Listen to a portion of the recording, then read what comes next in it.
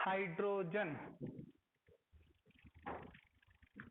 हम चैप्टर पढ़ रहे थे 9th, हाइड्रोजन। उधर चले जाओ, हवा आएगी ना, उधर चले जाओ। हाइड्रोजन में हमने कल पढ़ा रहे। वंशिका आवाज आ रही है बेटा? हाँ, हमने कल क्या क्या पढ़ा? हमने हाइड्रोजन की पोजीशन के ऊपर बहुत सवाल उठाए थे और उसकी ग्रुपिंग के अंदर बहुत सवाल उठाए कि हाइड्रोजन की ग्रुपिंग जो है वो दो दावेदार हैं इसके, एक group 1 lithium, sodium, potassium, rubidium और सीजियम, और इधर कौन है? फ्लोरीन, क्लोरीन, ब्रोमीन और आयोडीन। ये 17 ग्रुप और ये आपका 1 ग्रुप। इसमें हमने देखा कि पहले अल्कली मेटल है वो अपनी दावेदारी पेश करता है कि भाई मेरे पास तो हम तो हाइड्रोजन जैसे हैं, तो हाइड्रोजन को हमारे जैसे हमारे ग्रुप में रख दो। उसने इलेक्ट्रॉनिक कॉन्फ़िगरेशन का हवाला दिया, उसने पॉजिटिविटी के बारे में बताया वगैरह वगैरह। फिर हमने इसे 17 ग्रुप की बात सुनी, ये भी बोलता है जी हमारी वैलेंसी इसकी जैसी है, नेगेटिव चार्ज भी है, तो इसको हमारे ग्रुप में रख दो। फिर तीसरे हम आए, है ना, इंटेलिजेंट। तो हमने बताया कि ये सब ड्रामे कर रहे हैं, बहुत सारी प्रॉपर्टी है वो ना तो इससे मिलती है और ना इससे मिलती है, और मिलती भी है तो कोई 20-40% मिलती है, बाकी तो नहीं मिलती ना। तो इस वजह से हम इसको कहीं पर भी नहीं रखेंगे, इसको अलग से कोने में फेंक देंगे, और इसलिए हमारी बात मानी गई और हमने इसको यहाँ अलग से कोने में फेंक दिया गया। ठीक है, इसलिए सिर्फ हाइड्रोजन ही है जो एक अलग चैप्टर बन के आया है, अदरवाइज जितने भी एलिमेंट है सब ग्रुप के नाम से आएंगे। एस ब्लॉक एलिमेंट्स आएगा, पी ब्लॉक एलिमेंट आएगा, इधर डी ब्लॉक एलिमेंट आ जाएगा और नीचे एफ ब्लॉक एलिमेंट आएगा। लेकिन 117 एलिमेंट्स ब्लॉक्स में आएंगे, अकेला एक एलिमेंट किस में आएगा रचिए? आपके एक एलिमेंट उसमें चैप्टर के अकॉर्डिंग आएगा। ठीक है, ये सब हम बातें कर चुके हैं। अब हम इसके बारे में थोड़ी और डिटेल पढ़ेंगे कि हाइड्रोजन कैसे है क्या नहीं है, वो देखो। सबसे पहले पढ़ेंगे रचिए इसके isotopes, isotopes of hydrogen. Hydrogen के कितने आइसोटॉप्स होते हैं? हाइड्रोजन के 3 आइसोटॉप्स होते हैं ना जी। एक हाइड्रोजन 1,1, 1,2 और 1,3। ऐसा हाइड्रोजन जिसका एटॉमिक नंबर 1 और मास नंबर 1, जो ज्यादातर नेचर में यही एक्सेस अमाउंट में मिलता है, इसका नाम होता है प्रोटियम। इसका नाम होता है प्रोटियम। ऐसे ही आपके पास दूसरा हाइड्रोजन जिसका एटॉमिक नंबर 1 और मास नंबर 2 होता है रजे। इसका एटॉमिक नंबर 1 और मास नंबर क्या होता है? 2 होता है रजे, और इसलिए इसका नाम होगा ड्यूटेरियम। ड्यूटेरियम। तीसरा, ये बहुत रेयरली मिलता है, 0.0023% ही, ट्रिटियम। पढ़ाया गया कहीं पे? ट्रिटियम। अच्छा, अब देखो जी आगे।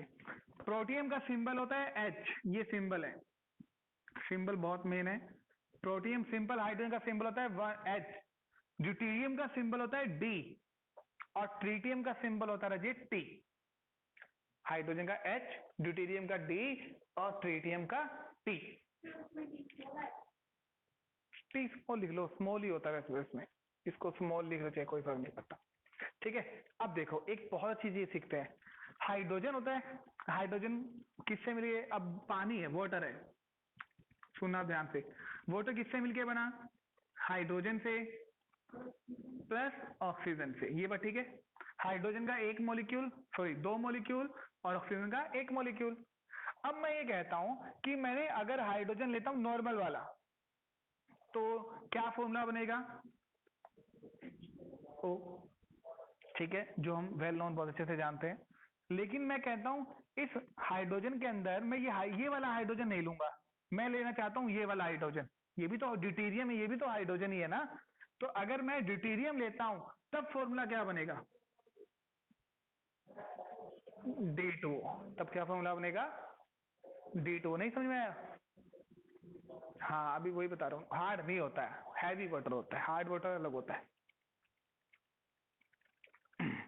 ठीक है, देखो अगर ये वाला हाइड्रोजन लेंगे तो सिंबल होता है H, H2O। ये वाला बॉटल लूंगा तो क्या बनेगा? D2O, और ये वाला लूंगा तो क्या बनेगा T2O, पर ये एग्जिस्ट नहीं करता ना के बराबर, ये दो ही होते हैं। अब आपसे ना, आपको पता है इसको तो सिंपल वाटर बोलते हैं हम, और इसको D2O को बोलते हैं हैवी वाटर। क्या बोलते हैं इसको? Heavy water. पहला ही क्वेश्चन ऐसा कि why D2O called is heavy water, क्यों बोला जी आप, क्या रीजन होगा बताओ। कुछ बच्चे तो यही कहते हैं कि ये हैवी होता है जी, इसलिए इसको हैवी वाटर बोलते हैं, पानी पीने में थोड़ा हैवी है, शरीर भारी भारी महसूस होता है। क्या रीजन होगा रजय? अरे मेरा बच्चा, तू हैवी हार्ड वाटर के पीछे क्यों पड़ी हुई है? वो हार्ड वाटर है, ये हैवी वाटर है, दोनों में फर्क है मेरे बच्चे।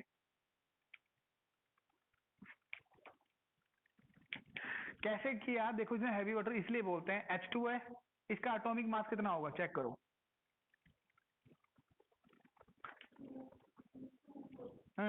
सब पूरे का कितना होता है? 16 + 2 18।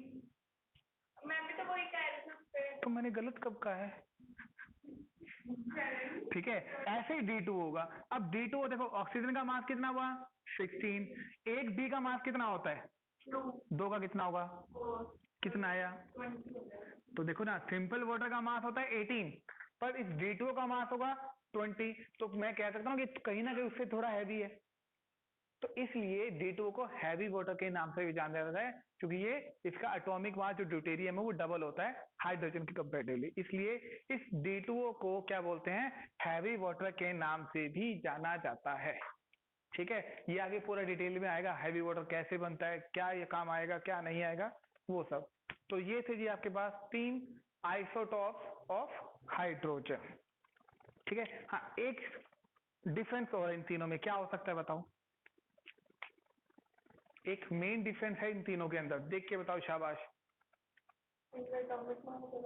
एटॉमिक मास अलग अलग है, एटॉमिक नंबर क्या है? सेम। हाँ, इसके नंबर ऑफ न्यूट्रॉन अलग अलग होंगे रजे। देखो ये एक टाइप के आइसोटॉप्स ही तो हैं, ठीक है ये बात, लेकिन आप मुझे बताओ हाइड्रोजन, इस प्रोटियम के अंदर नंबर ऑफ न्यूट्रॉन कितने हैं? 0। इसके अंदर नंबर ऑफ न्यूट्रॉन 0, इसके अंदर नंबर ऑफ न्यूट्रॉन 1, और इसके अंदर नंबर ऑफ न्यूट्रॉन 2। तो इसके अंदर देखो जी आपके पास ऐसे अलग अलग नंबर ऑफ न्यूट्रॉन्स आते हैं। ठीक है, तो ये है आपके पास सिंपल आइसोटॉप्स ऑफ हाइड्रोजन। बोलो जी यहाँ तक समझ में आता है? तो ये आपके पास इसकी सिंपल सी, एक मिनट मतलब क्या देखो भाई, और पानी गिरा पड़ा है यार बाहर, देखिए पानी गिरा रखा, कैंपर से ना किसी ने खुला छोड़ दिया। मैं मेरी बुक, अरे मैं बुक लेने आया था।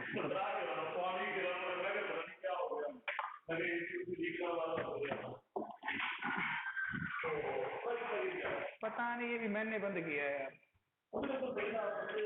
अरे पता नहीं किसने छोड़ दिया, किसको करूंगा। तो आगे क्यों क्यों? और ठंडी ज्यादा थी? अरे वो परेशान हो जाता हूँ मैं। इसको आगे ले आओ।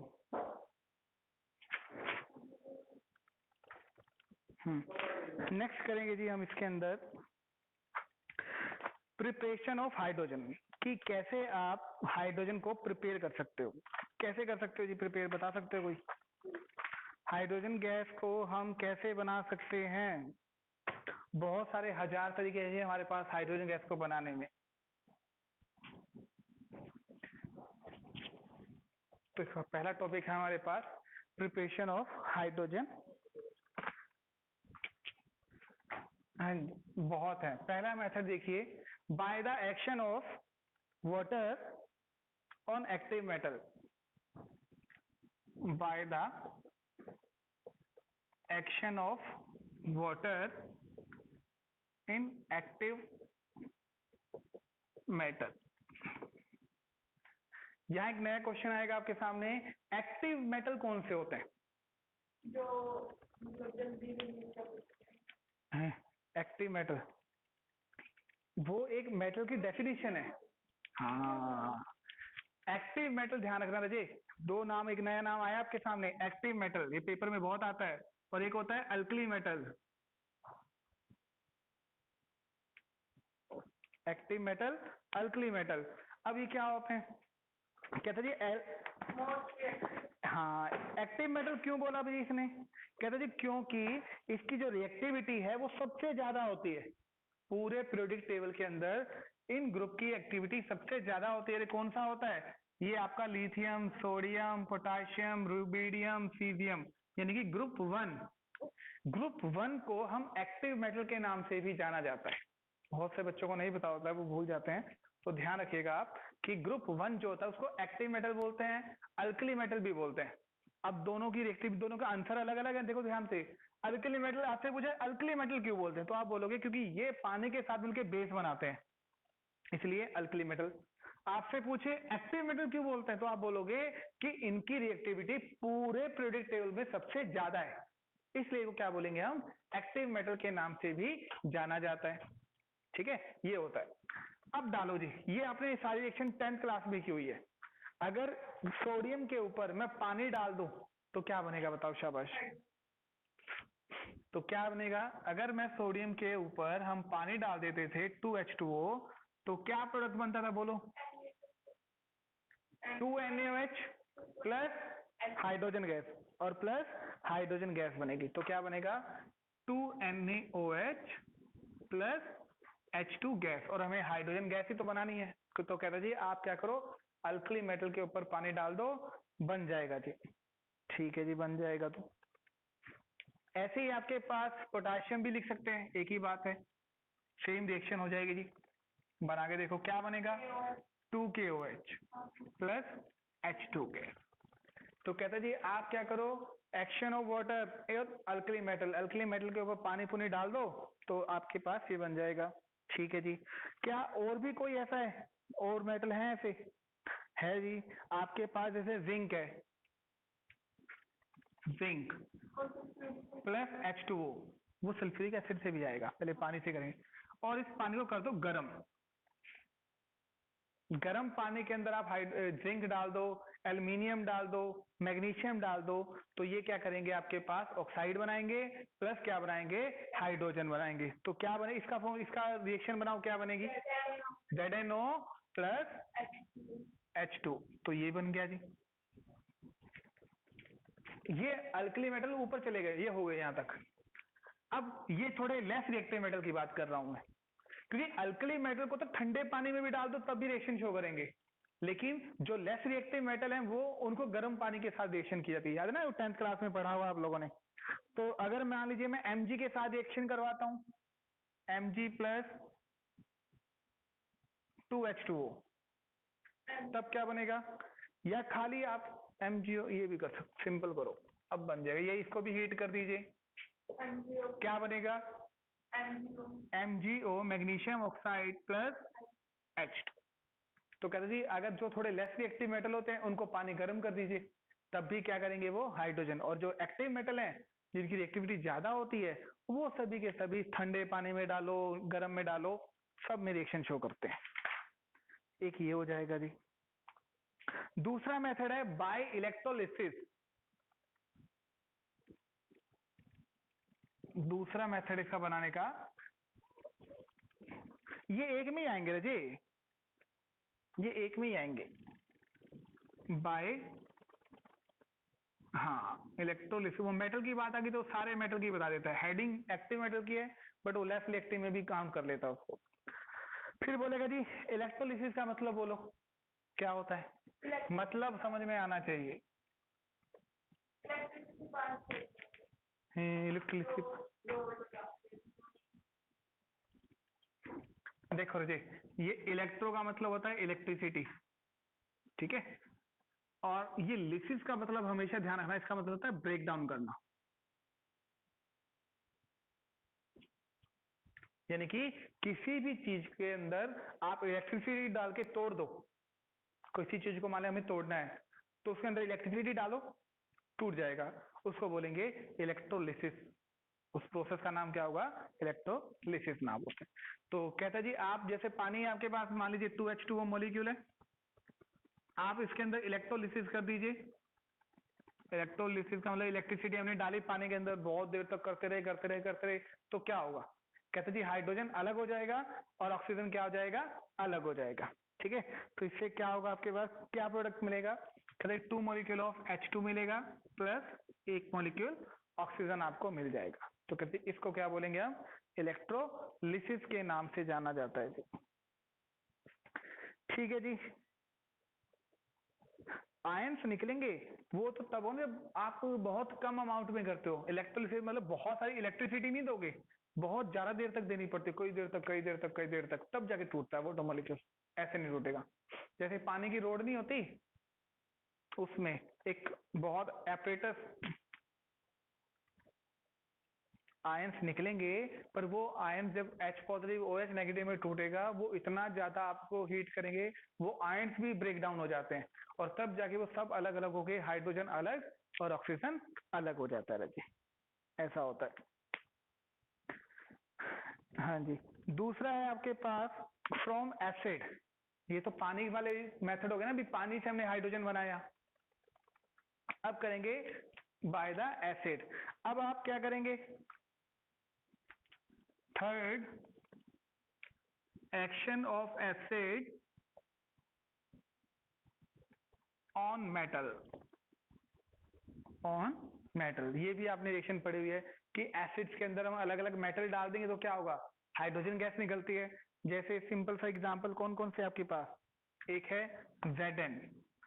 अगर मैं Zn को H2SO4 में डालता हूं तो क्या बनेगा जी?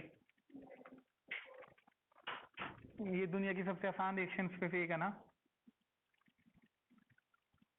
और तुम्हारा बस चले तो 50-100 नंबर का यही आ जाए, है ना, और कुछ करना ही ना पड़े हमें। अरे बहुत सारे हैं ऐसे। अच्छा, Fe+2HCl, इसके लिए क्या बनेगा?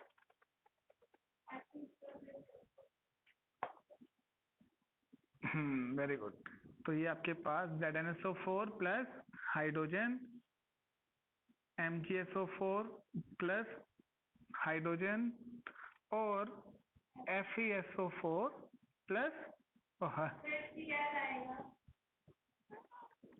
2 प्लस हाइड्रो। अरे वो फ्लो में निकल गया, फीलिंग में।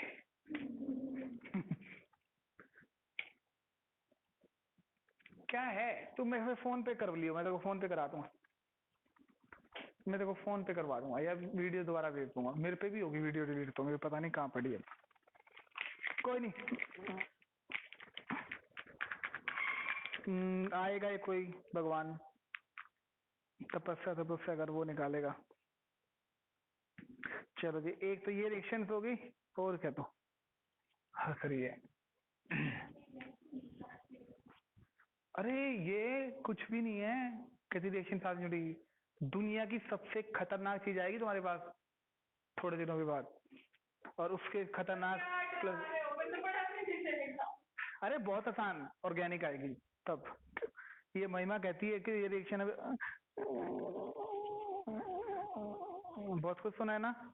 तुम अगर 10 बच्चों से जो +2 पास कर जाएंगे, ठीक है, नीट की भी तैयारी कर ली होगी ना, उनसे तुम ये पूछो ना भी तुम्हें केमिस्ट्री में सबसे मुश्किल क्या लगा, वो भाई यही बोलेगा कि यार ऑर्गेनिक बहुत बेकार होती है। सब बच्चे बोलते हैं ऑर्गेनिक बहुत बेकार होते हैं, है ना। लेकिन तुम्हें पता है लास्ट से लास्ट ईयर है ना, काफी सारे मेरे पास अच्छे बच्चे थे, बहुत पढ़ते थे ना, तो वो कहते एक दिन पता कहते सर हमारे ना दिल्ली में एक कजन पढ़ती है, कहती ऑर्गेनिक बहुत अच्छी है। उस लड़के ने पता क्या कहा, तू हमारे राजेश सर से नहीं पढ़ी, तब तो ये बात नहीं बोलती कि ऑर्गेनिक अच्छी। कहते हमें लगती है ऑर्गेनिक अच्छी है। उन बच्चों के पूरे मार्क्स आते थे ऑर्गेनिक में। इस हिसाब से करवाता हूँ मैं ऑर्गेनिक तो। ऑर्गेनिक तो तुम्हें ऐसा लगेगा, बिल्कुल बिल्कुल तुम, अरे सबसे आसान होती है ऑर्गेनिक, क्योंकि मेरी स्पेशलाइजेशन ऑर्गेनिक के अंदर, इसलिए मुझे तरीका पता है कि आपकी बुद्धि में वो बात कैसे डालनी है। लोग सिर्फ है ना उसको समझाते नहीं है, उसको रटवाते हैं भी ऐसे आएगा कर लो। लेकिन मेरे पास एक ऐसा तरीका है जिसे तुम्हारी बुद्धि, मोटी बुद्धि है ना, उसमें भी बात डल जाती है कि भाई ऐसे करना है तुम्हें, और वो फिर बहुत आसान है। ABCD से भी आसान होती है। ABCD आती है ना, उससे भी आसान होती है। चलो जी, एक है रजी बहुत फेमस रिएक्शन है, boss syngas, Bose syngas process.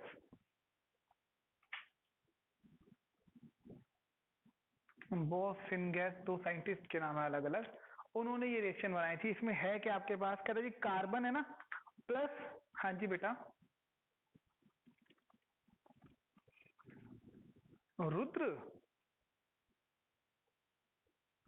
Add हुआ है, ये +2 का लड़का है।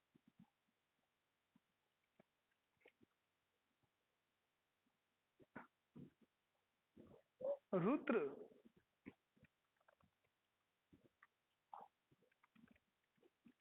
ये एक तो +2 में है यार, देखते हैं आज इसकी छानबीन करते हैं। मैं परेशान कर रखा है इसने मुझे कई दिन से। कोई नहीं। एक होता जी कॉक, कॉक है और वाटर है। अब वाटर है किस फॉर्म में, स्टीम की फॉर्म में, ठीक है। और ये इसको आप हीट करेंगे 1217 केल्विन। ये फेमस रिएक्शन है, याद रखना जिसको। और इन प्रेजेंस ऑफ निकल, निकल क्या है यहाँ पर, कैटलिस्ट की फॉर्म में काम कर रहा है। और जब ये सब आपस में काम करेंगे तो रिएक्शन बनेगी CO प्लस H2, एक बनेगा कार्बन मोनोऑक्साइड प्लस एक बनेगा हाइड्रोजन गैस। इस पूरे को क्या बोलते हैं, सिन गैस या वाटर गैस बोलते हैं इसको, वाटर गैस और सिन गैस के नाम से भी इसको जाना जाता है। अगर पेपर में प्रिपरेशन ऑफ हाइड्रोजन पे क्वेश्चन आएगा तो वो यही रिएक्शन आएगी कि what do you mean by the syn gas. तो आपने सिंपल ये बताना कि जब भी हम कॉक प्लस स्टीम को रिएक्ट करवाएंगे in presence of 1270 kelvin in presence of निकल, तो आपको carbon monoxide plus hydrogen gas मिलेगी। इसके मिक्सचर को ही क्या बोलते हैं आपा, वाटर गैस के नाम से जाना जाता है, या इसको आपा सिन गैस के नाम से भी जाना जाता है, ठीक है। प्लस इसमें एनर्जी रिलीज होती है -121.3 किलो जूल पर मोल, इतनी एनर्जी भी रिलीज होती है। बट आपको एनर्जी याद करने की ज्यादा जरूरत नहीं है, एनर्जी नहीं पूछेगा, बट आपको रिएक्शन जरूर याद होनी चाहिए रहिए। बोस और सिन गैस रिएक्शन के नाम से इसको जाना जाता है, या इसको सिंथेसिस गैस भी बोलते हैं, कई नाम है। सिंथेसिस गैस, इसको सिंथेसिस गैस के नाम से भी जाना जाता है। आवाज गई लड़की तेरी।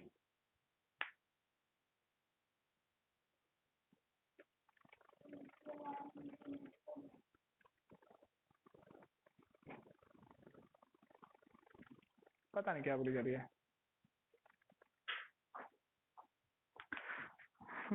आगे चलें जी। एक आता जी ऑक्सीडेशन ऑफ हाइड्रोकार्बन से भी हम निकाल सकते हैं। Oxidation of hydrocarbon, fourth oxidation of hydrocarbon. कहते CH4 मीथेन होता है, इसको मैं वाटर मॉलिक्यूल के साथ रिएक्ट करवाऊंगा। मीथेन को अगर मैं वाटर मॉलिक्यूल के साथ रिएक्ट करवाता हूं इन प्रेजेंस ऑफ सेम, तब भी क्या बनेगा, ये स्टीम गैस ही बनती है जी। मीथेन के साथ भी करोगे ना तब भी क्या बनेगा, सेम। इन प्रेजेंस ऑफ निकल तो CO बनेगा प्लस H2 बनेगा, ध्यान रखना ये। अच्छा एक चीज आपसे पूछनी थी, ये कोक क्या होता है?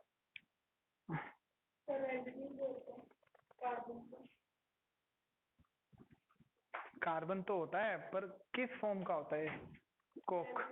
रेसिड्यू फॉर्म में होता है ना।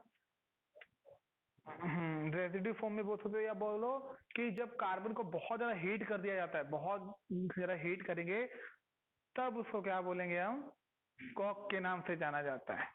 तब बोलेंगे कोक के नाम से जाना जाता है, ठीक है। एक ये हो जाएगा। एक है रजे आपके पास लेन प्रोसेस, फिफ्थ है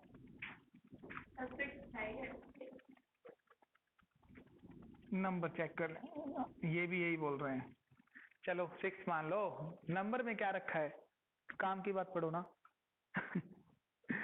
इसमें क्या करेंगे जी, आपके पास वो आयरन है प्लस 4H2O मॉलिक्यूल है, प्लस 4H2O मॉलिक्यूल। ये रिएक्शन याद ही करनी पड़ती है, इनका कोई रटने का कोई तरीका नहीं है, ये रट्टा मारना पड़ता है। दो टाइप की रिएक्शन होती है केमिस्ट्री के अंदर, एक इनऑर्गेनिक रिएक्शन और एक ऑर्गेनिक रिएक्शन। ये जितना भी पढ़ रहे हैं सब इनऑर्गेनिक है, ये याद करनी पड़ेगी आपको। अब कर लो, +2 में, ग्रेजुएशन में, पोस्ट ग्रेजुएशन में, PhD तक हम यही करवाते हैं भाई, रट लो, कोई तरीका नहीं है। बट ऑर्गेनिक की जो रिएक्शंस होती है उनका तरीका होता है, उनका एक वे होता है। भाई पहले ये स्टेप आएगा तो यही बनेगा, फिर ये आएगा तो ये बनेगा, तीन, उनको बोलते हैं मैकेनिज्म, भाई तरीका एक करने का। और तरीका समझ में आता है तो हर चीज बराबर आसान है, इसमें सिर्फ रट्टा मारना पड़ता है। ठीक है, तो यहाँ आपका फेवरेट काम है ना जो रट्टा मारना, वो यूज होता है जी। कौन आ गया? अच्छा है नालायक, मैं कुछ नहीं, क्या ही आ गया। तो ये बनाएगा जी 3 molecule of iron plus 4 molecule of water. इसको हीट करो जी 10,023 से 10,074 केल्विन पर, तो बनेगा Fe3O4। इसका नाम क्या होता है? Fe3O4 plus 4H2O, 4H2। ओह H2, सॉरी, हाइड्रोजन नहीं निकलेगा। लो जी हाइड्रोजन निकाल दिया। ठीक है, तो ये होगा जी आपके पास दूसरा प्रोसेस। नहीं, इसमें कोई कैटलिस्ट नहीं जी, इसकी टेम्परेचर ही बहुत ज्यादा दे दिया इसने। अच्छा जी, आपने एक दो नाम सुने होंगे, एक काम की बात सुनो, एक होता है Fe3, है ना, और एक होता है आपके पास Fe2O3। दोनों ही क्या है? फेरस, बोलना मत फिर, दोनों ही क्या है? ऑक्साइड है। बताओ फिर क्या नाम होगा? मुझे इस Fe2O3 का नाम बताओ। Ferrous oxide. ठीक है जी, और इस Fe3 का नाम क्या होगा? कैसे पता चला? कैसे पता चला? ये तो पता, चलो तुम्हें, ये तुम्हें पता चल गया, ये तुम्हें पता चला कि ये फेरिक ऑक्साइड है, बहुत अच्छी बात है, और ये फेरस ऑक्साइड है। अब मुझे रीजन भी बता दो। हाँ जी, गुण मतलब पता है क्या रीजन क्या हुआ कि इसको एक को फेरस बोला? बता फिर। वैलेंसी लग जाएगी, वही बता रहा हूँ मैं। चार्ज, चार्ज मात्र, चार्ज बोलते हैं, मरेगी तो चार्ज होता है वैलेंस। हाँ, तो प्लस माइनस चार्ज ही होता है, ऑक्सीडेशन स्टेट बोल दो या चार्ज बोल दो। ठीक है, वैलेंसी। हाँ माता सुनो, ध्यान से सुनो, कहता है आपके पास एक Fe2O3 है और एक है आपके पास Fe3O4। दोनों का चार्ज निकाल लो पहले तो। ठीक है, चार्ज निकालोगे तो कितना, एक आयरन के ऊपर कितना चार्ज आएगा? चार्ज निकालना सिखाया ना बहुत पहले, ये कितना आएगा? जिसको निकालना उसको x मान लो, पर ये तो 2 है तो 2x हो जाएगा। एक ऑक्सीजन पे कितना चार्ज होता है? -2, तो 2 पे कितना, 3 पे कितना होगा? -1, कुछ नहीं है तो इक्वल टू 0। x की वैल्यू कितनी आएगी? +3, यानी कि इस केस के अंदर +3 चार्ज है। ठीक है, इधर आ जाओ, अब बताओ जी आपके पास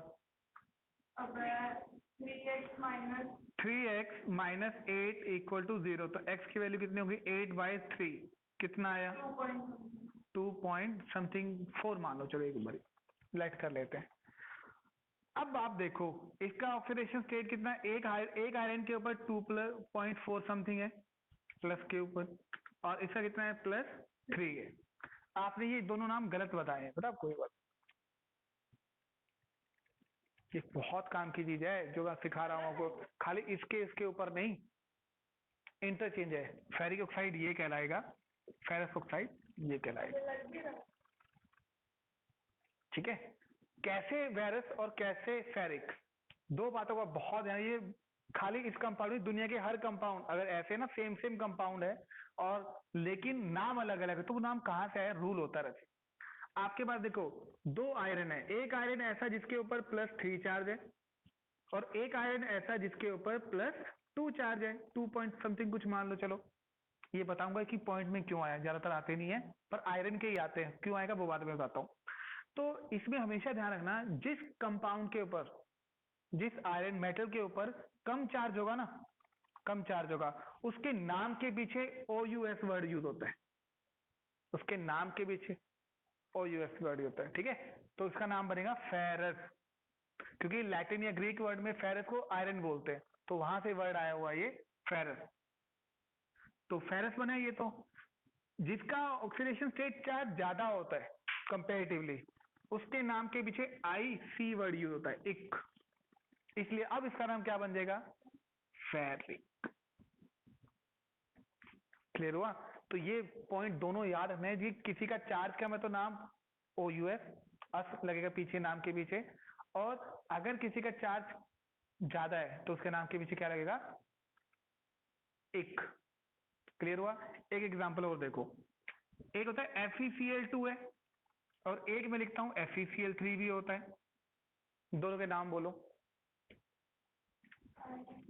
इसका नाम बोलो। आयरन नहीं होता इसमें, फेरस नाम होते हैं। अब ये फेरस बनेगा कि फेरिक बनेगा,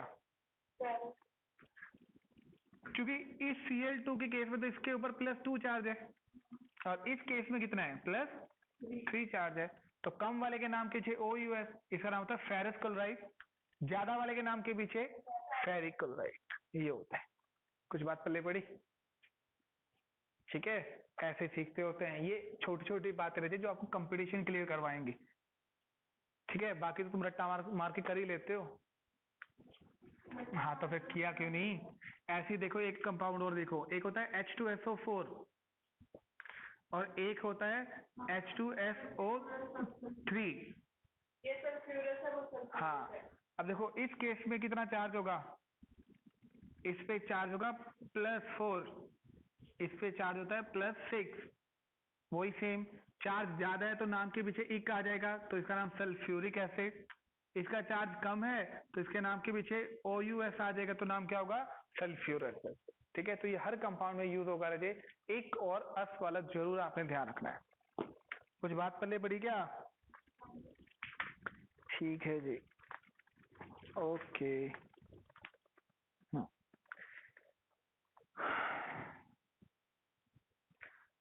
अब एक है आपके पास प्रॉपर्टी ऑफ डाई हाइड्रोजन।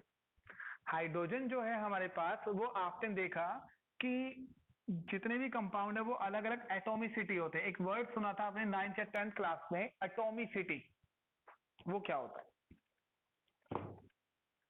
तो मैं बताऊंगी, तो पता तो है मुझे।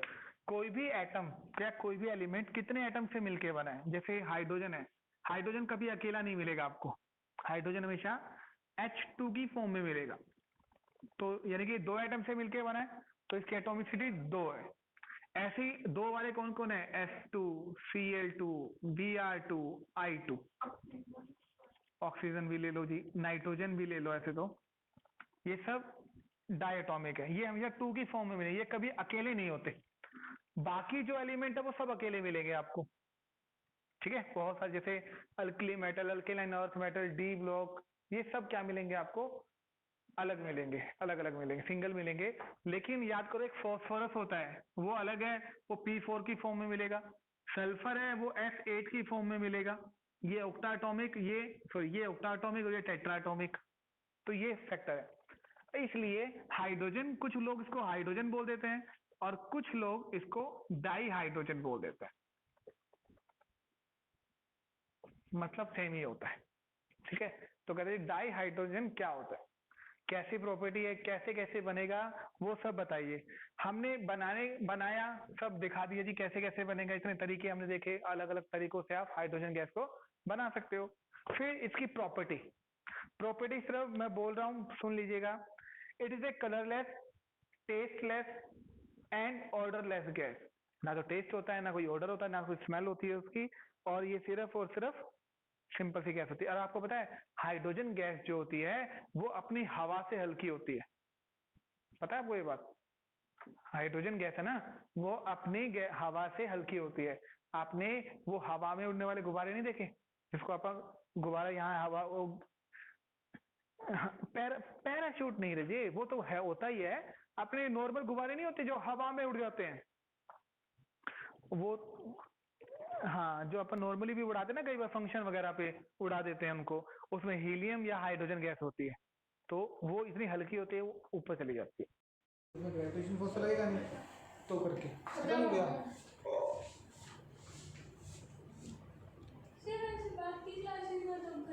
तीन जो है ना वो सुबह 3 बजे आते हैं, 3-4 जो बच्चे आते हैं वो 3 बजे आ जाते हैं। मैंने आपको कहा था कि 3 बजे वाले की भेज दूंगा, मैं भेज दूंगा। 3 बजे आएंगे, 3 बजे तो आते क्यों नहीं वैसे 3 बजे? अच्छा देखो जी, तो डाई हाइड्रोजन बोलता है, डाई हाइड्रोजन टेस्टलेस, ऑर्डरलेस और कलरलेस गैस है, ठीक है। It is a light substance, हल्की होती है बहुत ज्यादा, हवा से भी हल्की होती है। फिर it is slightly soluble in water, it is slightly soluble, ये पानी में कम घुलती है। अगर आपसे कोई ये पूछे कि एक तो हाइड्रोजन गैस है और एक ऑक्सीजन, ये और एक CO2, इन दोनों में से पानी में ज्यादा कौन सी गैस घुलेगी, ये भी एक बहुत अच्छा क्वेश्चन। गुण, ऑक्सीजन, H2O, या एक बार इन दोनों में ही मान लो, चलो छोड़ो, बताओ ऑक्सीजन और CO2 में से पानी में ज्यादा अच्छे से डिजोल्व कौन सी होगी? हाँ बट बोल बेटा, गुण, वंशिका बोलो। अरे ऑक्सीजन नहीं होगी? अरे सिंपल लॉजिक क्वेश्चन पूछ रहा हूँ, प्रॉपर्टी में तो आता ही नहीं है। मैं से ये पूछना चाहता हूं कि पानी, ठीक है वंशिका,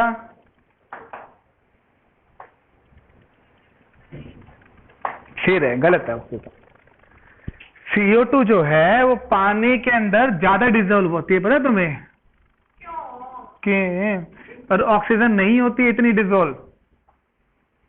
अगर आप दोनों अमाउंट चेक करोगे ना पानी के अंदर, तो CO2 ज्यादा अमाउंट में डिजोल्व होती है पानी के अंदर as comparatively to oxygen. Reason अभी मैं प्रूफ कर दूंगा मेरे बच्चे, तो टेंशन क्यों लेती है? अब मेरी बात सुनो ध्यान से, इसका एक कंसेप्ट होता है पोलर और नॉन पोलर, ये तो पढ़ा है ना तुमने। सेम कंपाउंड होता है तो क्या होता है? नॉन पोलर, ठीक है। तो यानी ऑक्सीजन क्या होता है? नॉन पोलर, और CO2 क्या है? पोलर। क्या ये बात ठीक है? जिंदगी में हमेशा एक बात ध्यान रखना, अगर आपको जब भी वर्ड आए ना सोल्यूबिलिटी के लिए, ये +2 में आएगा पर मैं आपको अभी बता रहा हूं, कहता आपको कोई भी चीज डिसोल्व करनी है, आपको 2 चीजें दे दी है और आपको ये पता करना है कि कौन घुलेगा कि नहीं घुलेगा, कम घुलेगा ज्यादा घुलेगा, आपको नहीं पता, तो वर्ड यूज होगा पोलैरिटी। आप हमेशा ध्यान रखना polar solute plus polar solvent, अगर ये दोनों सेम है, सोल्यूट भी पोलर है और सॉल्वेंट भी पोलर, तब तो वो डिसोल्व बहुत अच्छे से हो जाएगा। लेकिन अगर एक चीज पोलर है और एक चीज नॉन पोलर तो डिसोल्व नहीं होगा, पता तुम्हें ये बात?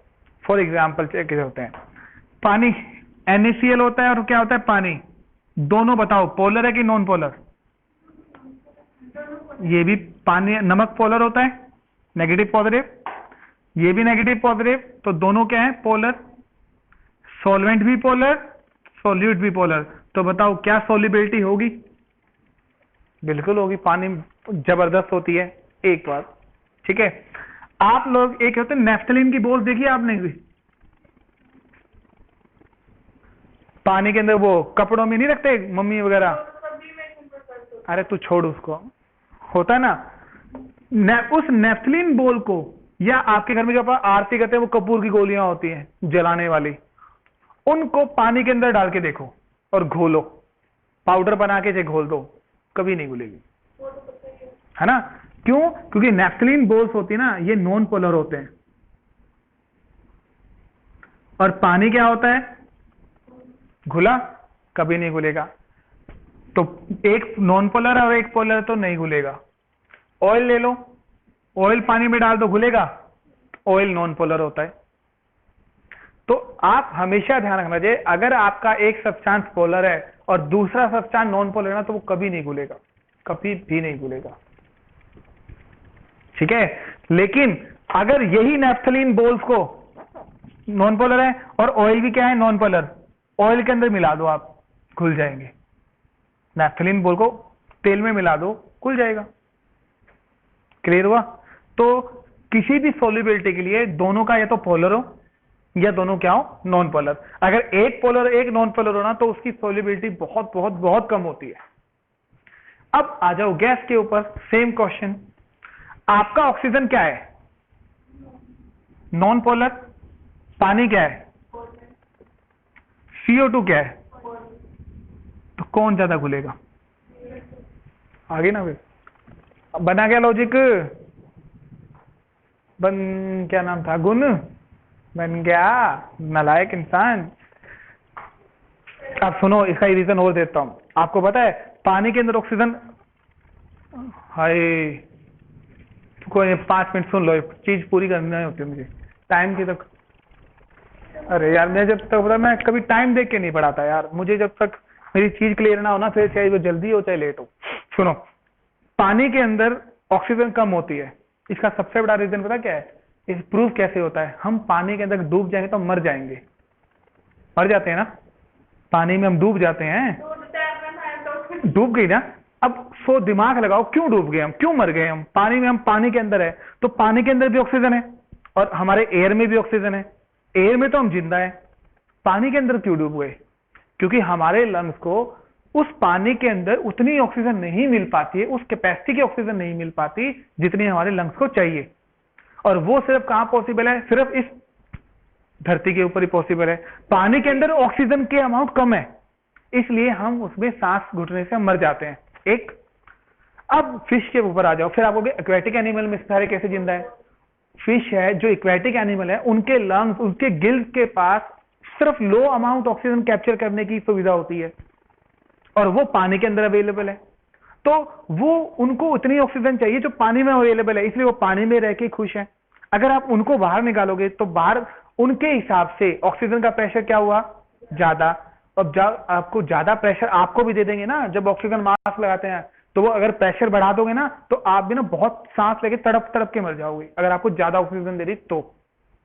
ऐसे ही वो मछलियों के साथ होता है, उनको आप बाहर निकाला, ऑक्सीजन का प्रेशर ज्यादा है, तो वो सांस कैसे लेंगी बेचारी? उनको तो लो अमाउंट की जरूरत है, तो भी मर गई। हमें हाई अमाउंट की जरूरत है, पानी के अंदर लो अमाउंट है, दोनों आपस में मर जाएंगे। उनको बाहर निकालोगे तो मर जाएंगे, हमें अंदर डालोगे तो मर जाएंगे, क्योंकि दोनों को लेवल अलग अलग होता है। कुछ बात पल्ले पड़ी? अच्छा था ना? ये लॉजिक होता है ऑक्सीजन की सॉल्युबिलिटी में। ठीक है, गुण समझ में आया? वंशिका कुछ बात पल्ले पड़ी ना? ये रियलिटी है, ऐसे होता है। कहती लॉजिक नहीं है, बताओ। चलो ठीक है बेटा, ओके ओके।